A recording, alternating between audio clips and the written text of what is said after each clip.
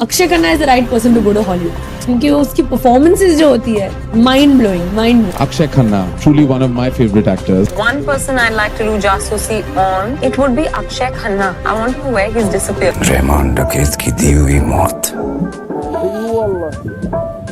बड़ी कसाईनुमा होती है।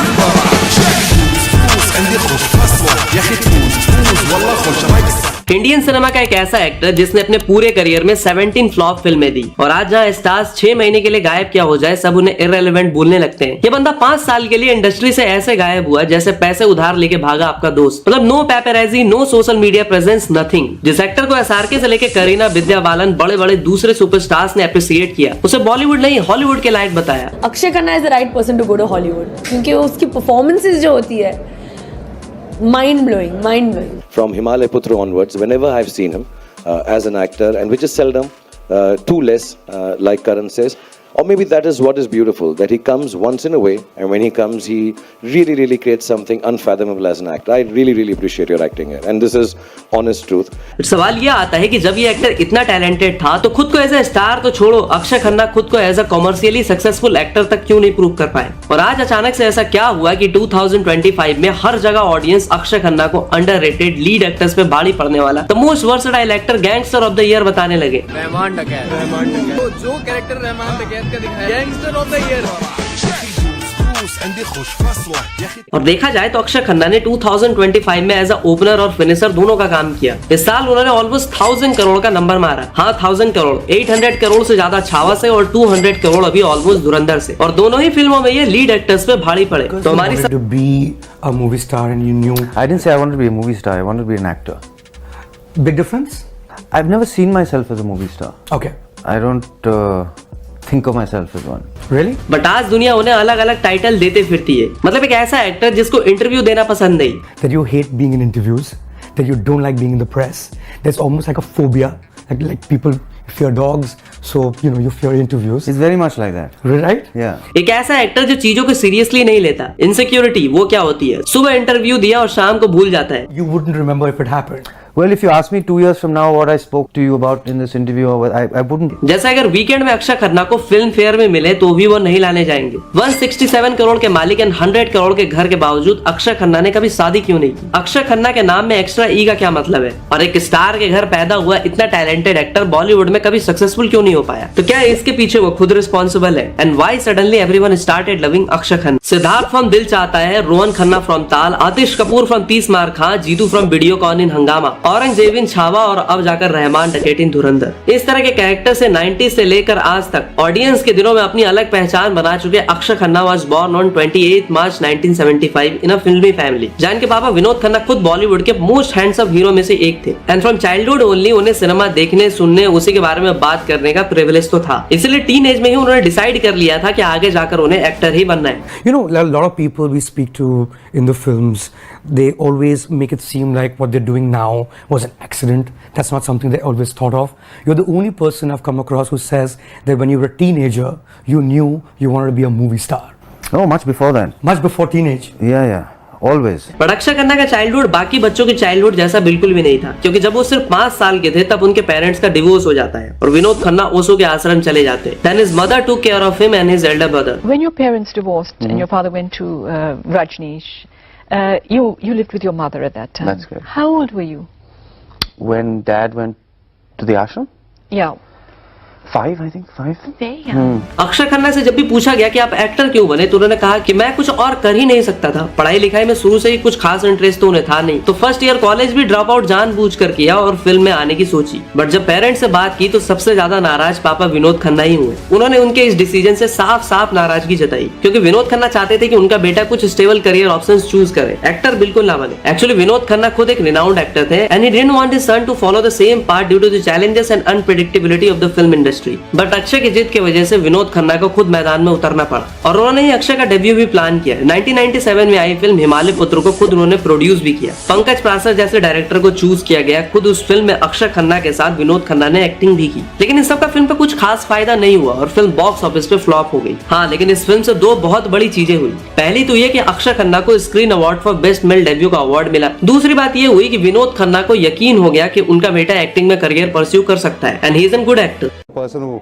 promoted me or anything like that. So, I mean, this is absolutely his own style of acting and his own, whatever he does is his own method. So I have nothing to say.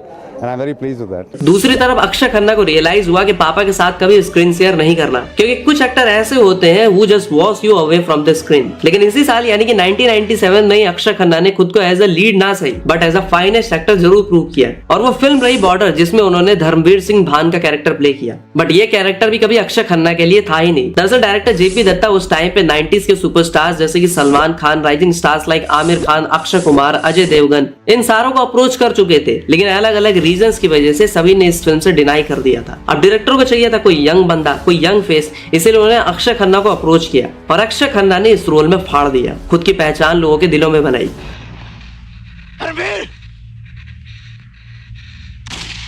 आपने कहा था ना sir, अपने पिताजी को याद करो, major वीर भान को याद करो। वो आ गए हैं सर, मेरे पिताजी लेने आ गए।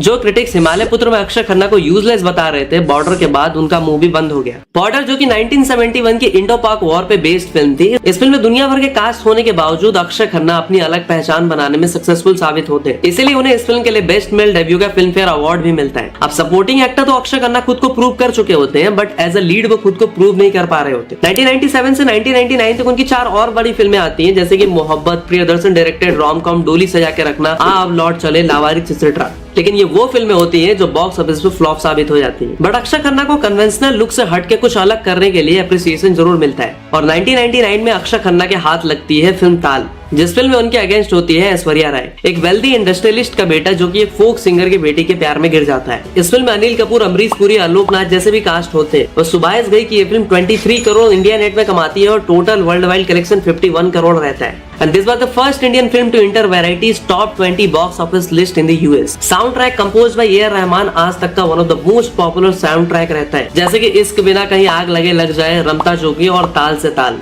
ताल से ताल मिला। मुझे आज भी याद है कि जब मैं सिर्फ 4-5 साल का रहा होऊंगा तो ये गाना तब डीडी नेशनल पे संडे को एक शो आता था रंगोली, उसमें यह गाना सुबह सुबह आया करता था। दरअसल सुभाष घई कभी भी ताल में अक्षय खन्ना को कास्ट ही नहीं करना चाहते थे, क्योंकि उन्हें एक प्रॉपर स्टार वाली फिल्म बनानी थी, और उस टाइम पे अक्षय खन्ना कोई बहुत बड़े स्टार तो थे नहीं। दूसरी एक और बात ये थी कि अक्षय खन्ना के लिए मार्केट में ऐसी हवा थी कि इस बंदे को तो ठीक से हिंदी ही नहीं आती, तो ये हिंदी फिल्मों में काम कैसे करेगा। एक्चुअली अक्षय खन्ना को अपने करियर की शुरुआत में हिंदी बोलने या लिखने में चैलेंजेस होते थे, लेकिन ये बात उनके इंटरव्यू और मीडिया कवरेज में उन्होंने बार बार मेंशन किया है कि हाँ, पहले वो इंग्लिश मीडियम स्कूल में पढ़ते थे और उनका बैकग्राउंड भी ज्यादातर इंग्लिश ओरिएंटेड ही था, इसलिए हिंदी बोलने में उन्हें थोड़ा समय तो लगा, लेकिन बाद में उन्होंने अपनी एक्टिंग स्किल्स के जरिए हिंदी को मास्टर किया और बॉलीवुड में सक्सेसफुल करियर भी बनाई। हाँ, तो फिर 2001 में अक्षय खन्ना 3 तिकड़ी वाली फिल्म लेके आते हैं दिल चाहता है, जो कि फरहान अख्तर की as a writer and director debut film होती है। फिल्म में आमिर साहब भी उनके साथ होते हैं। ये फिल्म बॉक्स ऑफिस पे भले ही बहुत बड़ा छाप ना छोड़ पाई हो, लेकिन ऑडियंस के दिलों में जरूर छाप छोड़ के जाती है। Fresh story telling, realistic portrayal of city youth, friendship, love and personal growth, इन चीजों को ये फिल्म इस तरह से दिखाती है कि ये मेन स्ट्रीम बॉलीवुड के मेलोड्रामा से हट के रिलेटेबल डे टू डे कहानी वाली फिल्म लगती है। और इस फिल्म का वो सीन जहाँ तीनों दोस्त गोवा में बैठ के फ्यूचर की बात करते हैं, वो कुछ ज्यादा ही सच कह देते हैं, और मैं तो कहूंगा कि आज भी ये सीन उतना ही पॉपुलर है जितना 2001 में था। और अक्षय खन्ना के expressions and character and situation की कॉम्प्लेक्सिटी को देखते हुए एकदम नेचुरल एक्टिंग करना, दैट वाज समथिंग ब्रिलियंट। तो ये सब क्यों कह रहा है, मेरी समझ में नहीं आ रहा। हम सब दोस्त हैं सिर्फ जिंदगी भर के लिए। ऑफ कोर्स हैं, लेकिन किसकी जिंदगी किसे कहां ले जाती है क्या पता।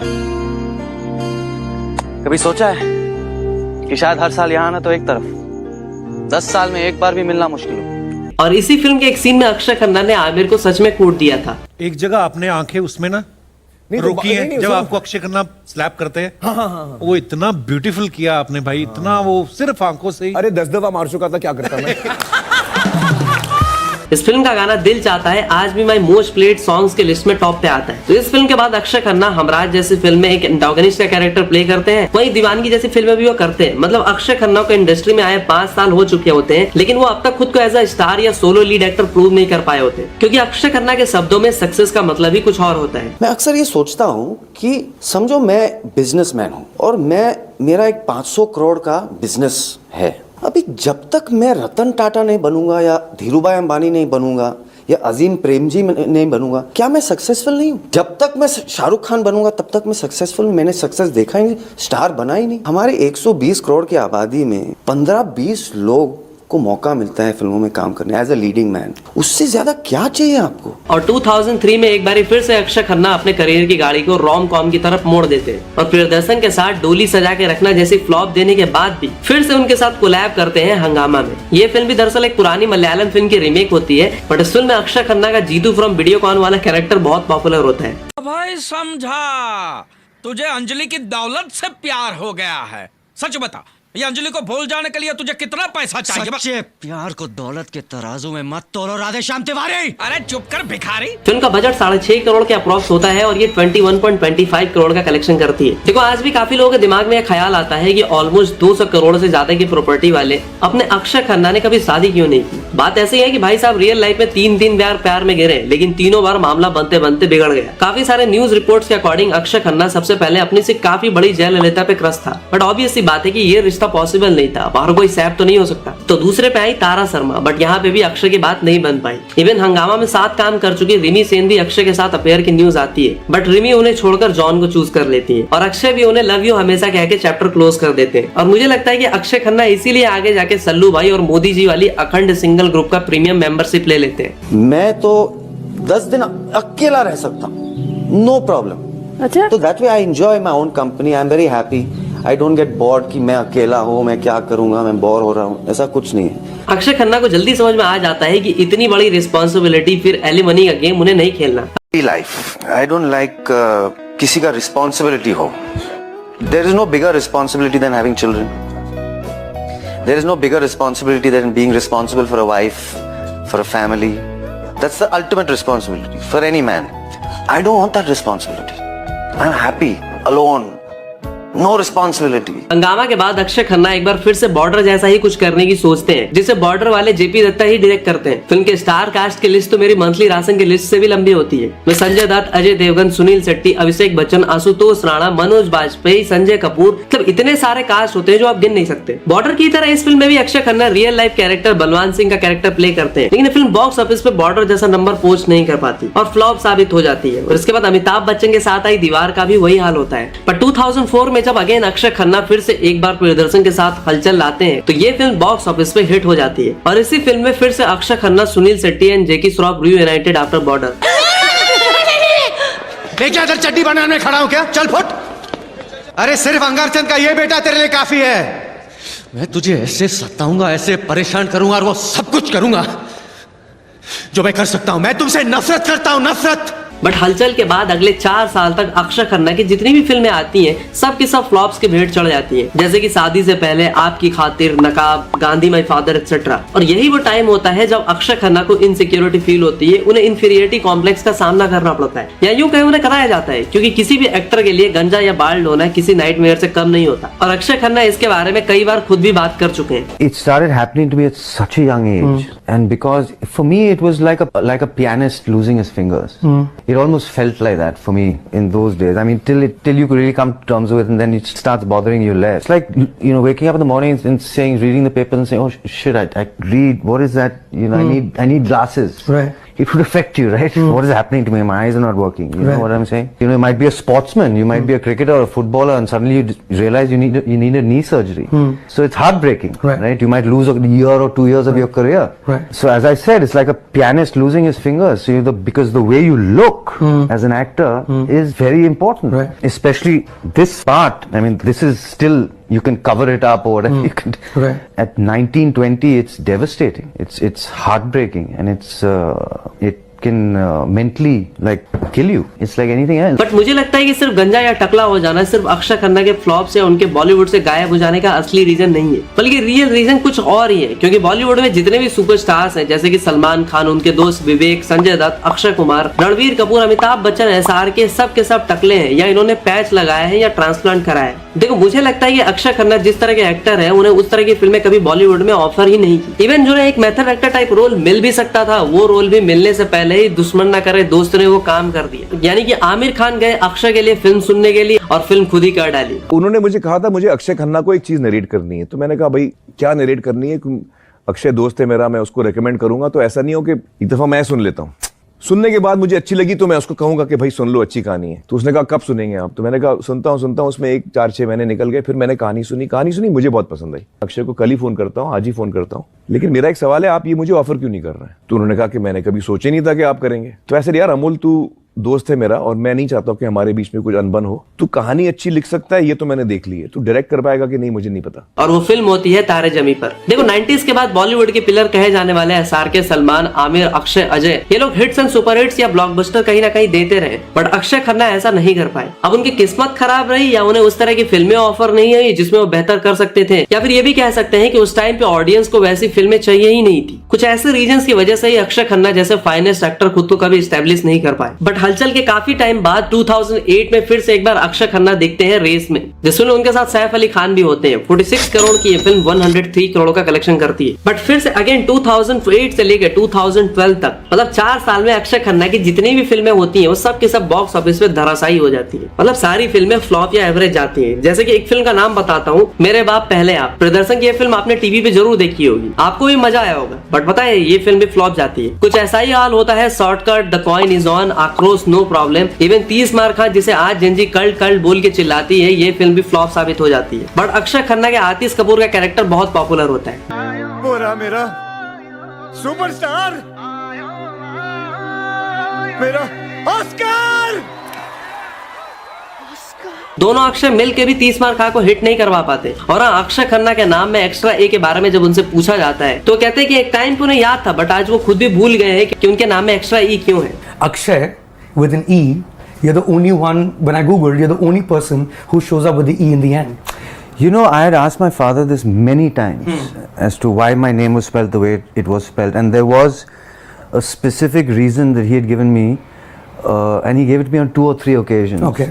And I can't remember. What are you saying? Yeah. So my mom's gone as well, my dad's gone as well, so I really don't know who else to ask right So now. the mystery around your name still persists. But there was a very logical. 30 मार खा के बाद 2012 में गली गली चोर है देने के बाद अक्षय खन्ना इतनी सारी फ्लॉप से परेशान होकर 5 साल के लिए बिल्कुल गायब से हो जाते हैं और किसी को समझ नहीं आता कि वो कहाँ गए। Besides Mr. Bachchan, if there's one person I'd like to do jasusi on, it would be Akshay Khanna. I want to know where he's disappeared. Don't you think? No, absolutely. Such a good actor. He's a very good actor. And he's just disappeared. But 2016 में Akshay Khanna comeback करते हैं film डिसूम से। एक underrated role के बावजूद अक्षय खन्ना अपनी performance से सबका दिल जीत लेते हैं। फिर 2017 में आई मॉम में श्रीदेवी के साथ काम करने के बाद मर्डर मिस्ट्री इत्तेफाक में भी काम करते हैं। बट अक्षय खन्ना अपनी खोई हुई पहचान पाते हैं 2019 में आई फिल्म सेक्शन 375 से। डिफेंस लॉयर के कैरेक्टर के वो इस तरह से बखूबी निभाते हैं कि उन्हें film fair critics award for best actor का अवार्ड भी मिलता है। क्रिटिक्स इस फिल्म में अक्षय खन्ना के कसीदे पढ़ते नहीं थकते। इसके बाद सब Kushal Mangal, state of siege, temple attack, Hungama 2, love you हमेशा जैसी फिल्मों से भी सालों से अक्षय खन्ना को भूल चुकी मास ऑडियंस का ध्यान तब जाता है जब वो दृश्यम 2 जैसी फिल्म करते हैं। अक्षय खन्ना का परफॉर्मेंस कहीं ना कहीं अजय देवगन पे भी भारी पड़ता है। केस पढ़ने से पहले मैं इंसान को पढ़ता हूँ। Vijay Salgaonkar is a smart man. आपका गार्डन काफी इंटरेस्टिंग है, देख के कुछ याद आ गया। और सालों से उन्हें भुला चुकी ऑडियंस को तब याद आता है कि भारी मिस्टेक हो गया सर, हम आपको पहचान ही नहीं पाए। अक्षय खन्ना समझ चुके थे कि उन्हें खुद को कोई सुपरस्टार प्रूव नहीं करना, इसलिए उन्होंने बहुत ही स्मार्टली रोल्स चूज करने शुरू किए। और मैं कहूंगा कि उन्होंने दृश्यम 2 आने से पहले ही ऐसा करना स्टार्ट कर दिया था, लेकिन उसका इम्पैक्ट हमें 2025 में जाके दिखा, जब साल की शुरुआत में ही अक्षय खन्ना सालों बाद छावा में एज अ क्रूल विलन यानी कि औरंगजेब के कैरेक्टर में दिखे। इस कैरेक्टर ने पब्लिक पे ऐसा इम्पैक्ट डाला कि लोग गुस्से में थिएटर्स के स्क्रीन फाड़ा है। अक्षय खन्ना ने फिल्म के डायरेक्टर लक्ष्मण उतेकर के सामने शर्त रखी कि मुझे इस कैरेक्टर को अपने तरीके से करने दो, तभी मैं ये फिल्म करूंगा, क्योंकि मैं चाहता हूं कि जब मैं ये कैरेक्टर प्ले करूं तो लोग ये ना बोले कि वो देखो अक्षय खन्ना, लोगों को फील हो कि स्क्रीन पे वो औरंगजेब को ही देख रहे हैं। Hello, when you went with the role to Akshay Khanna, how did he react to it and why Akshay Khanna to play Aurangzeb? His reaction was very weird. I went to him. He's a nice guy. I'm joking. I went to him and I was narrating him with my tone. I was acting as a Aurangzeb, and the only one line he said, "I like the film Dinu, but I'm not going to act the way he's acting." Yeah, I'm happy you all recognized him. First few days I got calls when his poster came, "Ki who's this actor?" So that's, you know, how far he's gone. Remember what he said? He said, "I don't want people to say that's Akshay Khanna. I want to say That's Aurangzeb. And I think that's what he can do. कि वो अक्षय खन्ना के बारे में बड़ा trend चल रहा है कि वो आते हैं, छाते हैं, गायब हो जाते हैं, फिर आते हैं, फिर छाते हैं, फिर गायब हो जाते हैं। पर एग्जैक्टली हुआ भी कुछ वैसा ही। लोगों ने लिटरली गालियां दी अक्षय खन्ना को। देखो मुझे लगता है कि अक्षय खन्ना इकलौते ऐसे एक्टर हैं जिन्हें खुद की एक्टिंग पे या स्टार के फिल्मी बैकग्राउंड से होने का कुछ घमंड नहीं है। He is not an egoistic person, क्योंकि जो बात अक्षय खन्ना ने एक्टर्स के लिए कही थी वो कोई दूसरा एक्टर नहीं कह सकता। You know, as ma'am was saying, it's so correct, you know, that she's thanking her co-stars and her directors and her producers.